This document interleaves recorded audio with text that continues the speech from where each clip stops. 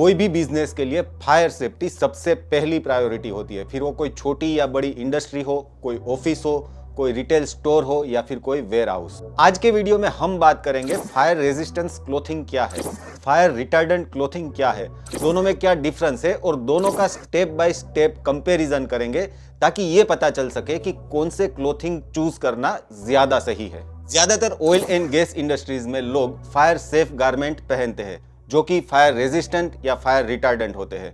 वैसे इस तरह की इंडस्ट्रीज में ऐसे फायर सेफ गारमेंट पहनना क्यों जरूरी है, इस पर हमने एक डेडिकेटेड वीडियो बनाया है जिसकी लिंक आपको डिस्क्रिप्शन बॉक्स में मिल जाएगी। ये दोनों क्लोथिंग के बीच कंपैरिजन इसलिए भी जरूरी है क्योंकि fire retardant and fire resistance ये दोनों ही कंफ्यूजिंग टर्म्स है। अक्सर इन दोनों टर्मिनोलॉजी का मतलब लोग एक ही समझते हैं और इसे सिनोनिम्स की तरह यूज करते हैं, लेकिन ऐसा बिल्कुल नहीं है। तो fire resistance and fire retardant clothing का जो मेन डिफरेंस है वो उनके मटेरियल में छुपा हुआ है कि वो कैसे रिएक्ट करते हैं जब वो जलते हैं, मतलब कि फायर एक्सपोज होने पर वो कैसे रिएक्ट करते हैं। और ये डिफरेंस जानना बहुत ही जरूरी है क्योंकि इस तरह के क्लोथिंग एक पीपीज होते हैं और इससे फर्क पड़ता है। लेकिन इनके साथ साथ ये भी जानना बहुत जरूरी है कि भले ही ये आपको आग से बचाते हैं लेकिन ये फायर प्रूफ नहीं होते हैं। ऐसे कपड़े आग लगने पर सीवियर फायर बर्न से आपको बचाते हैं जिससे लाइफ बच जाती है और साथ में आपको पोटेंशियल लीगल डेंजर से भी बचाते हैं। तो चलिए जानते हैं कैसे, लेकिन आगे बढ़ने से पहले do like, share and subscribe to our channel knowledge and guidance.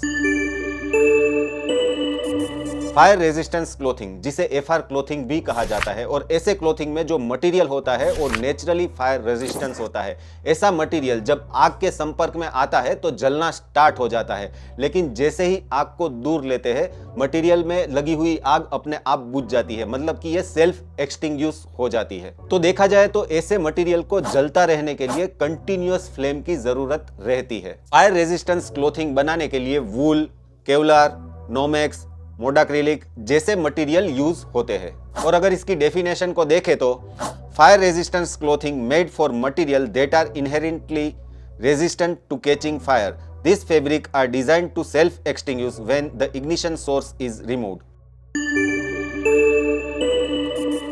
तो अब बात करते हैं फायर रिटार्डेंट क्लोथिंग की। फायर रिटार्डेंट क्लोथिंग का मटेरियल नेचुरली फायर रेजिस्टेंस नहीं होता है। कोई भी सिंपल कपड़े को केमिकल के साथ ट्रीट कर उसे फायर रेजिस्टेंस बनाया जाता है और इस तरह के मटेरियल को फायर रिटार्डेंट मटेरियल कहते हैं। तो भाई इसका मतलब ये हुआ कि फायर रिटार्डेंट क्लोथिंग बनाने के लिए जो कपड़ा यूज होता है उसमें आग लगने पर वो अपने आप बुझती नहीं है और ऐसे कपड़ों को एक पर्टिकुलर केमिकल के साथ ट्रीट किया जाता है और ये केमिकल के कारण ही कपड़े में लगी हुई आग बुझ जाती है। लेकिन इसमें भी कंडीशन फायर रेजिस्टेंट की तरह ही है कि जब तक कपड़ा इग्निशन सोर्स के संपर्क में रहेगा तब तक आग चालू रहेगी। जैसे ही इग्निशन सोर्स दूर होगा आग अपने आप सेल्फ एक्सटिंग्विश हो जाएगी। Generally cotton and polyester material को केमिकल के साथ ट्रीट कर इसे फायर रिटार्डेंट मटेरियल बनाया जाता है। और अगर डेफिनेशन देखें तो fire retardant made from fabric that are not naturally fire resistance but have undergone chemical treatment to reduce flammability. तो भाई यहाँ पर आपको fire resistance and fire retardant clothing में क्या डिफरेंस है वो तो पता चल गया, लेकिन अभी स्टेप बाय स्टेप दूसरे बहुत सारे एक्सपेक्ट को कंपेयर कर देख लेते हैं ताकि हमें पता चले कि कौन सा मटेरियल चूज करना ज्यादा सही है। तो सबसे पहला है मटेरियल। एक नेचुरली फायर रेजिस्टेंस होता है जबकि दूसरा केमिकल के साथ ट्रीट कर फायर रेजिस्टेंस बनाया जाता है। दूसरी चीज है performance. Fire resistance clothing consistent and long lasting protection provide करते हैं जबकि फायर रिटार्डेंट क्लोथिंग में प्रोटेक्शन लेवल कम होता जाता है समय के साथ। अगर कंफर्ट की बात करें तो फायर रेजिस्टेंस क्लोथिंग जनरली थोड़े भारी होते हैं और इसमें कई बार ब्रीदेबिलिटी भी कम होती है, जबकि फायर रिटार्डेंट क्लोथिंग वजन में थोड़े हल्के होते हैं, इसकी ब्रीदेबिलिटी भी अच्छी होती है। तो कंपेरेटिवली फायर रेजिस्टेंस क्लोथिंग के मुकाबले ये ज्यादा कंफर्टेबल होते हैं। चौथा हमारा एस्पेक्ट है ड्यूरेबिलिटी।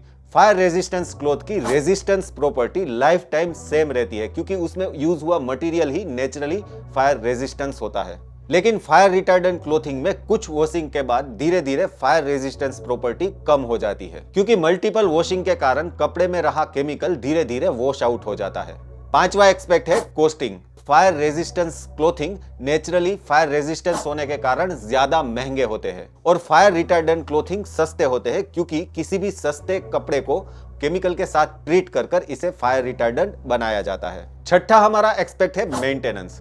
तो फायर रेजिस्टेंस क्लॉथ को आप नॉर्मल कपड़ों की तरह धो सकते हो, जबकि फायर रिटार्डेंट कपड़ों को धोने के लिए आपको स्पेशल केयर की जरूरत होती है। सातवां एक्सपेक्ट है कि ऐसे कपड़ों का यूज कहां पर करना है। तो ऐसी जगह जहां पर high heat and open flame का कंटिन्यूअस एक्सपोजर हो, वहां पर फायर रेजिस्टेंस क्लोथिंग का यूज ज्यादा सही रहता है। जबकि शॉर्ट टर्म एक्सपोजर या जहां पर फायर का खतरा कम हो, ऐसी जगह पर फायर रिटार्डेंट क्लोथिंग यूज करना भी सही है। Bureau of Indian standard, OSHA's regulation, NFPA, ISO standard, ये कुछ नेशनल एंड इंटरनेशनल रेगुलेशंस है जहां पर आप fire retardant and fire resistance clothing के स्पेसिफिकेशन को देख सकते हो। तो भाई कंक्लूजन ये है कि fire resistance clothing and fire retardant clothing दोनों ही सेफ्टी के लिए बहुत ही इंपॉर्टेंट है, लेकिन कौन सा कपड़ा आपको चूज करना है ये डिपेंड करता है आपके वर्क एनवायरनमेंट पर। और एक बात जो मेरा पर्सनल ओपिनियन है, अगर कोई भी बजट कंस्ट्रेंट है तो फायर रिटार्डेंट क्लोथिंग आप चूज कर सकते हो, लेकिन अगर पैसे की कोई भी कमी नहीं है